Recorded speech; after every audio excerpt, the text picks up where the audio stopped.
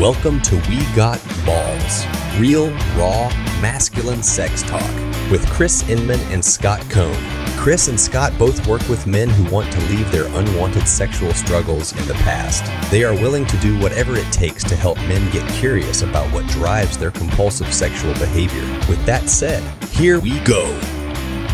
Hey everybody, welcome back to We Got Balls. And today we've got a fascinating topic, especially for two white guys. We're going to mix it up. Yeah, we're going to mix that up. Us two white guys that live in the southern part of the U.S., I mean, we live in a very racially diverse culture.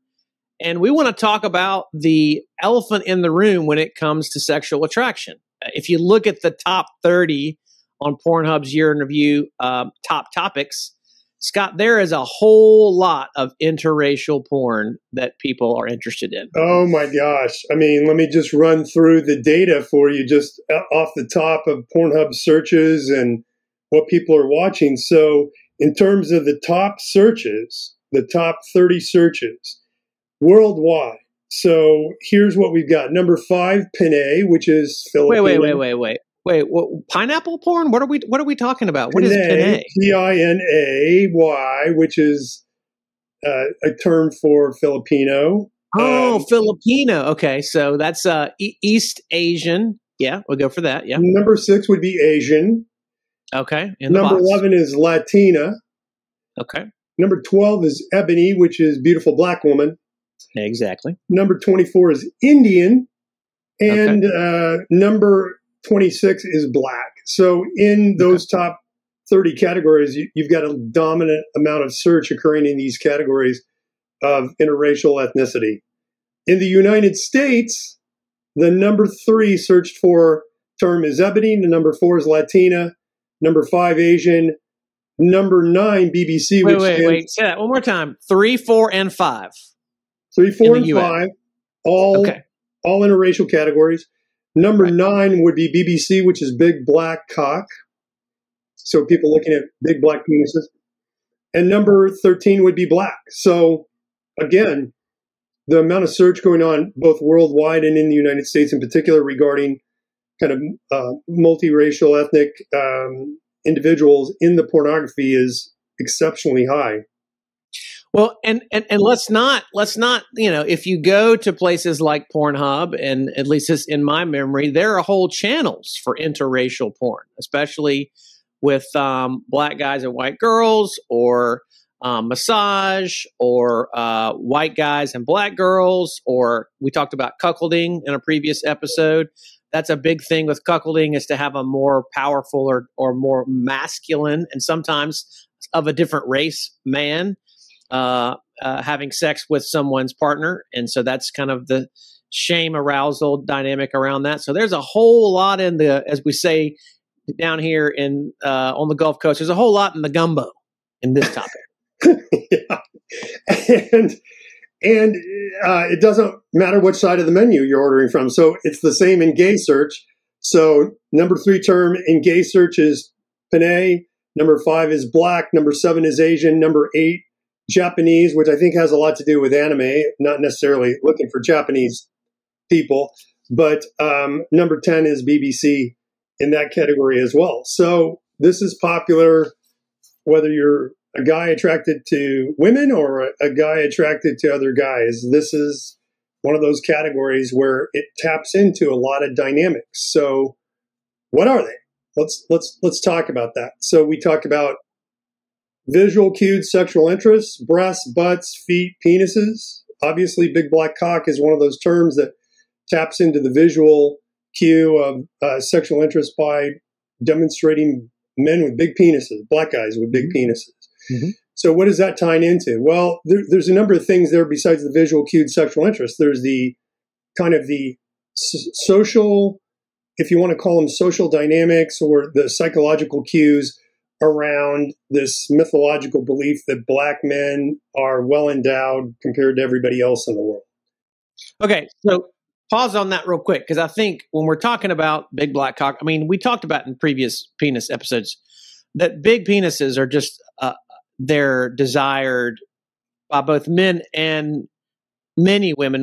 So when we're talking about this, there is an element of what we've already discussed in the arousal dynamics, which are, I want someone that represents masculinity. So That's right. A typically larger size penis, and the visual cue in this case is the representation.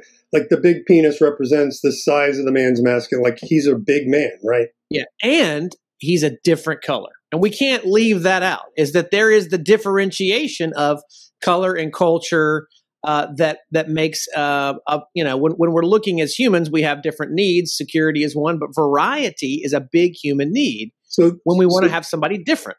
That's the cue of novelty, right? So we tend to be more sexually aroused when the setting changes, when the dynamics change, when the color of the skin of the person we're imagining being with changes. So there's that aspect, but there's also cultural dynamics in here, because if you culturally believe, if you have this myth that black men have bigger penises than everybody else, you don't even need the sexual cue. You've just got the racial cue, the skin color that goes off of that mythology. And that's been around for hundreds of years. I mean, you can go back and look in the annals of white explorers going to Africa and how they wrote about the size of the men's genitals. This is from the 1800s. So this has been, reported. It's another way of kind of classifying people as others, I think, and dehumanizing them to make them more animalistic in a sense, and to basically justify objecting people on the size of their body part, right? Yeah. So I don't have to or their role or their sexual role that they play. Yeah.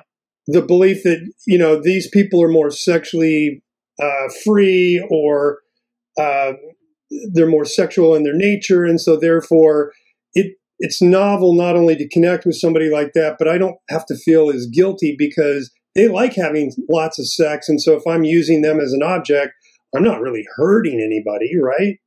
So there's those dynamics at play there. And I think when you consider interracial category, you always have to think of that psychological dynamic of how does this allow me in my fantasies to distance myself from the person to an extent that I don't have to feel any sense of shame about the fact that I'm actually using another person sexually.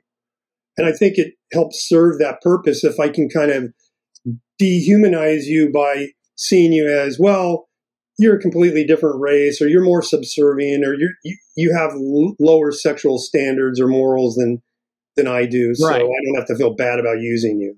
So I think we really have to bring in this aspect, Scott, and it'll kind of mix into the stew here, which is when we're talking about interracial porn, we're also talking about a little bit of the class system that we don't really understand. I mean, in other cultures, Indian culture, like Asian Indian culture, obviously there's a more existing class system. Even in British culture, there seems to be more existing class system.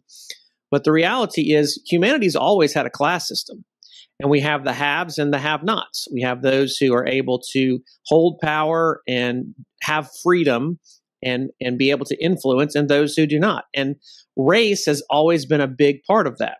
A great show that I think is really important that kind of takes the color differentiation out of it, but tells you a lot about the class issue. The issue is an old, I think was on Stars, called Spartacus. You ever see Spartacus? Mm-hmm. Yeah. Spartacus is talking about, these very masculine, powerful men who were training, and a lot of it's set in the training house. I don't remember the Roman name for it, but anyways, but it's the women of the household lusting after these strong, powerful men. And the biggest thing you can do is to have one of these gladiators service you. And so there's a sense of othering and objectifying in that sense, but it's a class system. They're all Romans or Greeks or in a relatively Caucasian dynamic. But I think that bleeds over into what we're talking about, into interracial porn. Yeah, definitely, for sure, which means you're also dealing with this power dynamic. So we talk about the power dynamic a lot because it's a psychological factor. If I grow up in a home, and, Jay Stringer documented this in his book, Unwanted, in the research that he did for the book, that a man who grows up in a home that tends to feel like he's under his dominant parents, thumbs all the time, like they're dominating over him, tends to grow up with sexual fantasies that reverse that dynamic by imagining sexual scenarios and where somebody else is kind of on their knees in front of him servicing him, and it's typically somebody that's going to be more petite or less powerful than him in some way, and race is one way to kind of leverage that. So I think it's interesting. I did a little digging in just the dynamics of, let's say, massage parlors in this country, because the Asian search figures are really, really high. And so there is a correlate for this in the real world in sexually acting out behavior, where it lets the massage industry in the United States, the illegitimate massage industry, is pegged at around $4.5 billion in revenue a year. Yeah. We're talking about happy ending massage. Happy ending massages. And there are estimated, in a Forbes article that I found from 2021, there are estimated to be 25,000 illegitimate massage parlors in the United States. The majority of those, it's been documented, are staffed by undocumented immigrants, mainly from Asian and Latino countries. So Hispanic women, Asian women are servicing guys in those massage parlors with happy endings. And okay, so can we kind of trace that back? Can we pull over for just a second and kind of trace the development of that for, say, someone who finds that arousing, right? So you have the power dynamic that you mentioned, feeling powerless or wanting to have power over somebody, whatever the relational family of origin issue is. And maybe it was you honestly go get a massage. You just happen to go to one of these parlors that offers the happy ending without really even knowing. Or maybe you decided, hey, I'm going to take a vacation, and you go to Thailand or you go to the Philippines, and you go to one of these places where culturally these types of massages are accepted much more so than they are in the States. And so you have the experience, you get a soapy massage, you get a Thai massage, you get, whatever it is. And you have this, oh my gosh, this feels great. Now, on top of the this feels great is also the what did I do, is the shame component, because you've crossed over the non-sexual touch that is healthy, that everybody wants, everybody needs from birth all the way to death. And now you've added on an element where you've got this sexual, compulsive, orgasmic cocktail. And so now that stacks on, and so then you begin to go, okay, I want more of that, but I can't go get a massage every day. What can I do? Oh, I'll just go log on and begin to look at Asian women, and maybe Asian women or Latina women are my arousal template. And so then that becomes what you desire, what you get turned on by because of your lived experiences. First, what you didn't get when you were younger, and second, what you did get, but it really was not complete. It created a coping behavior for you in your body that now you act out with in person and online. Yeah, so we call that reenactment. I am in some way reenacting my growing up or my relationship with my parents growing up in my home, in some sense, and I'm going back and I act out sexually in a way that repeats that dynamic in some sense. Especially if I grow up feeling a lot of shame, I may have to repeat that sexual experience in a way that leaves me feeling shameful. Yes. So think about a massage. I'm taking all my clothes off and I'm sitting there naked, exposed to this girl. Maybe it's because I felt a shame around my body and my naked body growing up in my home. Maybe there was a lot of sexual shame in my house. So that disrobing and being touched and massaged while I'm naked helps reverse that condition, but it does it in a way that brings me a lot of pleasure instead of the pain that I experienced growing up around the shame I felt in my home. At the second time, I may be working to reverse that dynamic in a way that makes me feel powerful. So I'm purposely choosing a more petite, other race, other ethnicity person, so that I don't have to feel the guilt and the shame that I would normally feel if I was doing this with another person of my own race, because I can distance myself from that. So it's a reenactment. Yeah. Different enough. Yeah. So it's a reenactment that allows me to repeat and reverse. So you can have both of those dynamics going on, or just one of them. I have to repeat it in the same way, or I have to repeat it, but in a way that makes me feel powerful. So it all depends on the person's individual story. You can't, it'd be great to have a book of fantasies that you could look in and find the exact match. But so much of that is based on an individual's subjective experience. So you can't really say, well, this is the interpretation of the fantasy or what you're trying to accomplish in every case, because you have to hear what somebody's story is. And then you have those symbolic meanings that are kind of embedded in the culture. They don't necessarily have to do with the person's individual story, but they do have a lot to do with the person's cultural story. So, for example, in the Pornhub searches, when they looked by state, I thought this was kind of fascinating. So in typical southern states, Arkansas, Louisiana, Mississippi, Florida, and North Carolina, they're searching a lot for Black content. I wonder why that is, Scott. I wonder, maybe you would think that, hey, I was at the grocery store, I was out jogging, or I went to the mall and I saw a really attractive person of the opposite sex. And it made me curious. And I went home and thought, I'll look at some pictures. And then I look at some pictures. And then I get onto the porn search and go, man, I bet there's some. And guess what? Porn will always offer us the most arousing version of our attraction, and really take it to the next. I mean, that's what porn is designed to do, to take it to a level that it feels real enough, but is so unreal and so unattainable and so shameful that it's going to hook me in. Yeah. So we're reenacting the South, right? Yeah. This is another form of slavery. In New York City, it's Dominicans. And in California, it's Asians. I wonder why. So you find kind of a correlation there, don't you, in how people of those particular ethnicities have been used in those particular segments of the culture in the United States for personal exploitation. So again, we're subconsciously repeating the exploitation of other people that has been done for hundreds of years in the United States. So let's kind of just outline some of the categories that we've talked about a lot on the podcast in terms of psychological ones. So we've talked about power over or power under. Mm-hmm. That theme is really prevalent with the interracial category. Taboo. How is that applied to this? Well, if I'm white and I'm having a sexual fantasy about engaging with a Latino or a Black person, maybe it allows me to cross that transgressive barrier that I've been told in my family, we don't do that here. We only blah, blah, blah.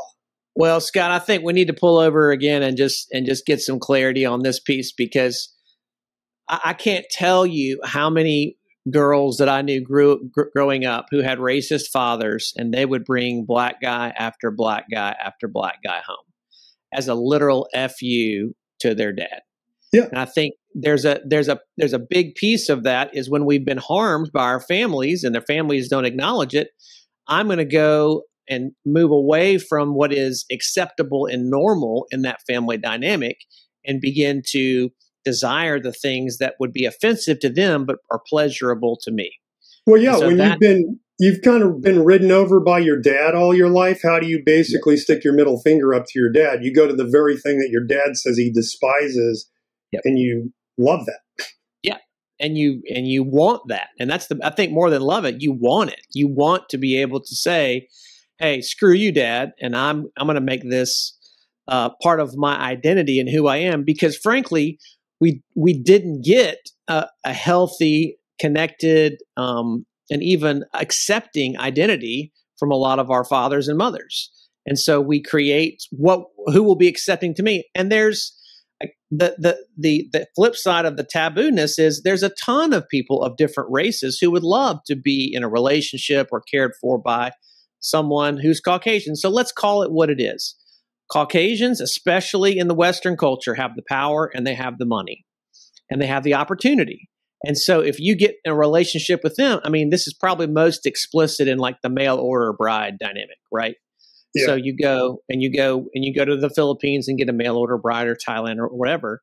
They're excited because they think this person can provide for me, is stable, is caring. And so I go, hey, and I get to be FU to my parents in this process as well. And I'm not demonizing any of this. If this is where you are, we're not shaming you in any way. We're just trying to be aware of the power dynamics and the taboo issues that exist in interracial relationships and ultimately interracial sexual compulsive behaviors. Yeah, and so this taboo element, I consider it to be freedom from norms or the restraints of the norms. So there's that liberty that when I throw off these norms in my family system or my religious system, when you grew up in the South, I got to tell you, I was in a church in college where my best friend, who was black, wanted to marry a white girl. And everybody in the leadership of this church was from the South. And there were guys that could not get over this. Yeah, like they're racist. Scott, what it was racist. They were racist. And it exposed the racism. And we had to basically, this little church in Iowa was confronting the power structure in this religious group saying, you guys are a bunch of redneck racists. We don't do that up here.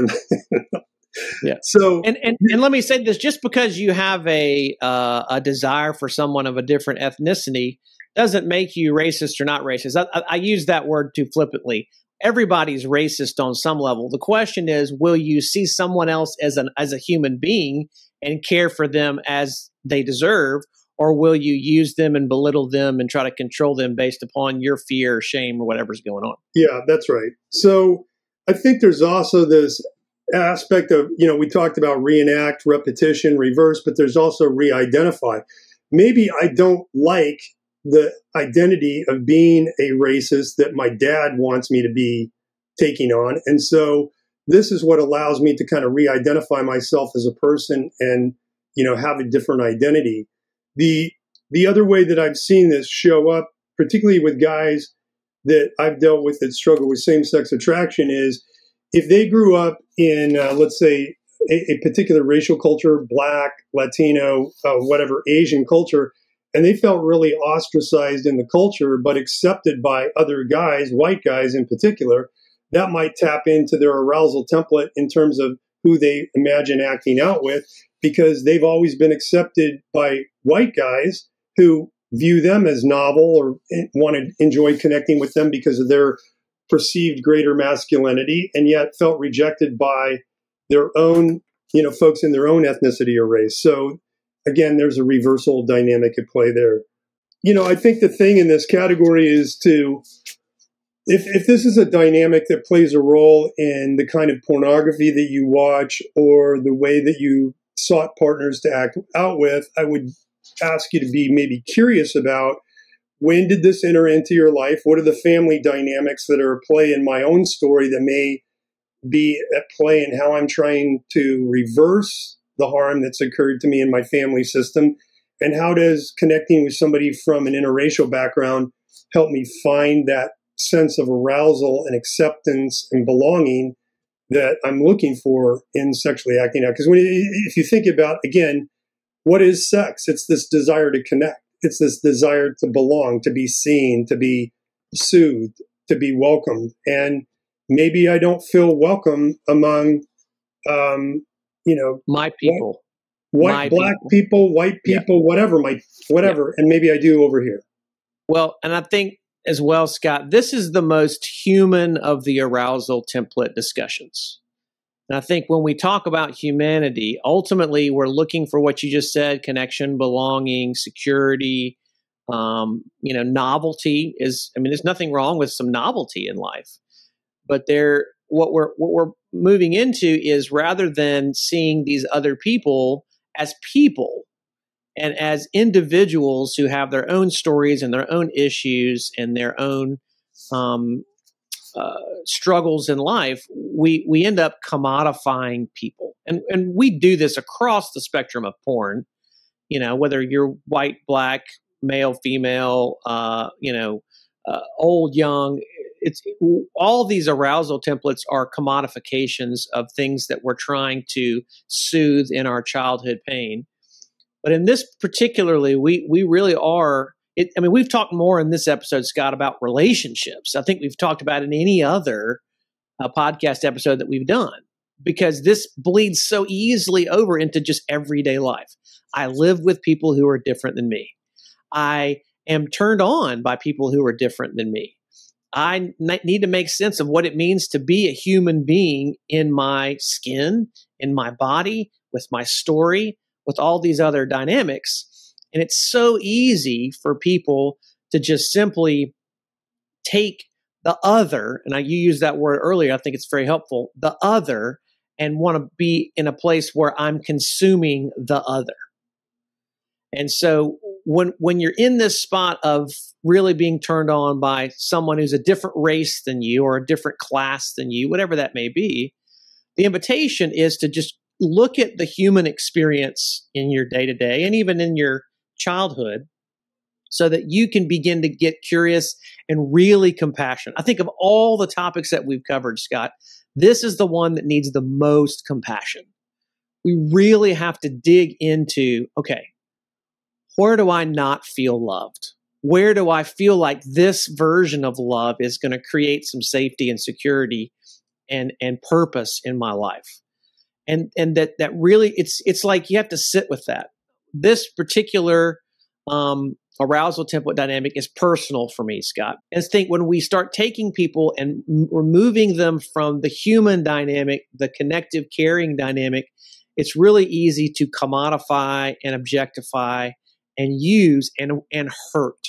Remember the old phrase in therapy about hurt people. You remember what that is, Scott? Hurt people, hurt people. Right. So that's where we are when we're objectifying people of a different race.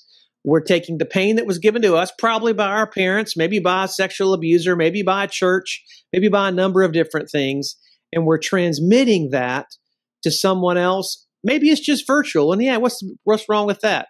There's a shit ton wrong with that. We can talk about, the porn industry and how that all works another time. But the reality is, at some point, it's going to move into objectifying a real human being. What does it feel like to be a woman who is trafficked to the United States that is in one of those massage parlors? And she has to stay up late every night servicing these men against her will, just so that the person who trafficked her says, well, we'll send a few dollars back to your family, or we'll threaten you with this violence. What is it like to be that human being? And again, I'm not trying to shame you. If you read Unwanted, Jay Stringer has a whole chapter about this, that there really is a human issue at stake when we're dealing with sexual arousal that we need to be aware of. And so whether that's people in massage parlors, whether that's, Black women in the culture are frankly seen so many times as baby makers. You get them pregnant and you have them raise your kids, but you don't love them and care for them and create a family with them. You leave them to do, the bedrock of the Black community oftentimes is the women who have endured hardship to raise kids after being sexual objects. That's a human condition, Scott. So I think when we get into this stuff, it's really important that we just show some deep compassion, pause and get curious about where it is in my family and my story that I wasn't shown the compassion that I needed, and I take that care from someone else. Yeah, I think it's true that guys that grew up feeling like they were an object tend to treat themselves and others like objects as well. And it's easy to distance ourselves from the real harm that's being done to another person and to ourselves when we see ourselves as objects. And that's, I think, the call that the gospel and the message of the Bible is making to us is, can you see another person as an image bearer of the invisible God and treat them with honor and respect rather than an object, rather than dehumanizing them to something, not a somebody, but a something that you can use.